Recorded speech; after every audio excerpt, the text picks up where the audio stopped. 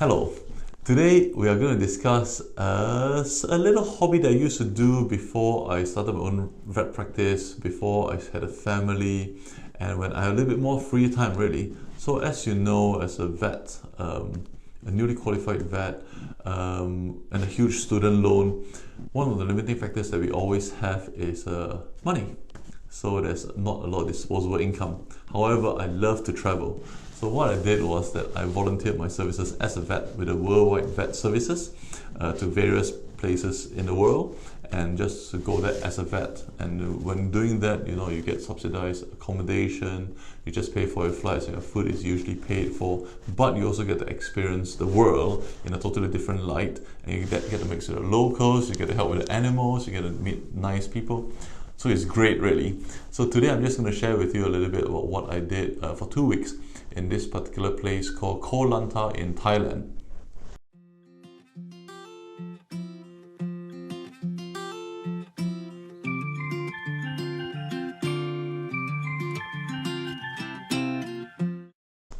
So imagine a island that doesn't have a vet. So there are still animals there, but there's no vet over there just because it's one of those places that don't have a vet.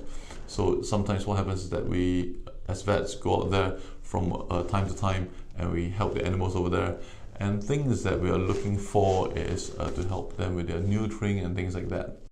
It can be quite challenging working in an environment that does not have a vet practice, but certainly we make do.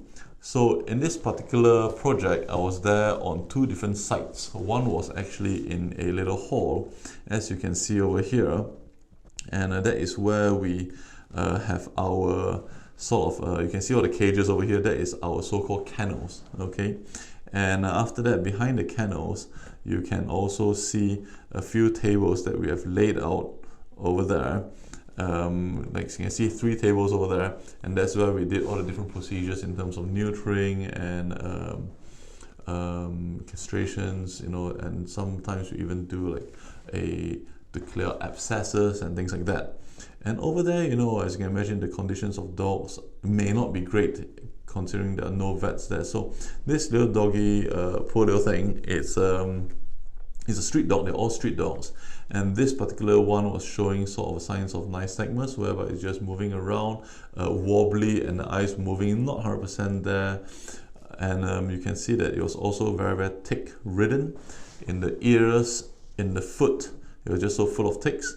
And unfortunately as well, it's quite difficult in Thailand because of their religion. They do not euthanize animals. So they consider it to be almost like a sin to take a life. So these poor little doggies have to just continue with their life until they die of natural causes. For obvious reasons, when I'm there, because I'm not from Thailand, it's okay for me to euthanize animals that I feel has got poor quality of life. So just to say that this particular dog I did euthanize because the quality of life wasn't great at all. But that's just how sometimes different customs are like. You can also see that another location that we did was in the field, because it was what we call outfield, a location. What happens was that every morning the dog catchers will go out and catch all the dogs and bring it in.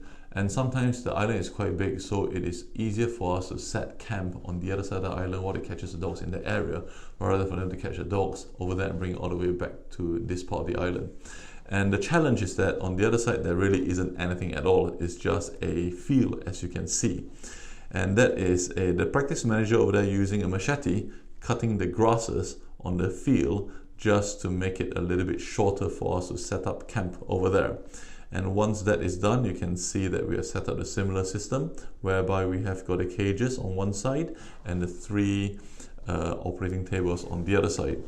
Note that there is actually no oxygen supply, and there is also no nurses. So basically it's just made up of 4 vets and 2 dog catchers who sort of doubles as nurses. So what happens is that there are 3 tables there, so at any one point in time 3 vets will be operating, as you can see from the picture there. And the 4th vet is take turns to do the anesthetic. So we go from dog to monitor anesthetic, so there isn't somebody sitting there watching the anesthetic all the time. And the dog catchers, as you can see as well, they use a prep table over there and they prep the whole dog. And note that there is no electric as well. So there's no oxygen, there's no electrics, and the only monitoring system we have was our stethoscope and a weighing scale. And but yet the jobs were still done. So how do they actually clip the hair of the dog in terms of preparation for the surgery? What they did was they just use a razor blade. Yep, I'm not kidding. A razor blade that you break the blade and you hold it with an artery forceps, and you sort of shave the skin off. Not shave the skin, shave the hair off. Okay, in prep for down to the bare skin in prep for the surgery, and that's how we did it over there. The light supply wasn't great as well, and there was one that you can see that actually went straight into the middle of the night, whereby there was no light. Okay, so the sky was just very rapidly getting quite dark, and so we were in a tent, and the tent unfortunately has got the color red in it, so everything looks red as though it's bleeding. So because it was quite dark, we had to shift the whole table out, and unfortunately at this point, so to get a bit of the last bit of sunlight, and unfortunately at this point in time it started raining. So not only was there no light, it started raining and it's getting darker. So this picture that you see over here that's quite dark is actually a spay that's done in the rain with an umbrella over and a torchlight shining in to make sure we get the ovaries out. So talk about spaying in extreme circumstances.